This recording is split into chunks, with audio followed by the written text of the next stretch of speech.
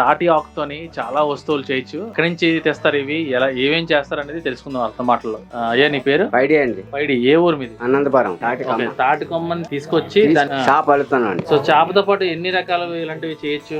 రేకలు అల్లుకోవచ్చండి, బొట్టలు అల్లుకోవచ్చండి, ఇన్ని కట్టలు అల్లుకోవచ్చండి. ఈ వృత్తి ఎప్పటి నుంచి చేస్తున్నారు? అప్పుడు చిన్నప్పటి కంచండి. సో ఈ పని ద్వారా మీరు ఉపాధి ఎలా పొందుతున్నారు? ఎంత డబ్బులు సంపాదిస్తారు? మరి ఎంత అండి, ఒక రోజు వచ్చింటే 50, 60, 70. కొలైలా ఇప్పుడు లేవు, బోర్లు లేవు. అప్పుడు రేకలు చెల్లివి, దీంట్లో తాగేవారు కాబట్టి తాగారు. రేకలు ఏ టౌను మా కంచరపాలెం, మద్దిలపాలెం, ఇసుకతోట, ఇంకేశ్పాలెం, మొగలపురం, యారింద కట్టాం. చేపలు అయ్యి అట్టుకుని వెళ్ళి అమ్ముకుంటారు. ప్లాస్టిక్ డొక్కులు ఎప్పుడైతే వచ్చాయో వీటి పని ఒగ్గించుకున్నాం. ఎంత సంపాదిస్తారు సార్? దీనికి ఎంత కానీ అతను ఇచ్చారు అప్పుడు ఆ చేపలు.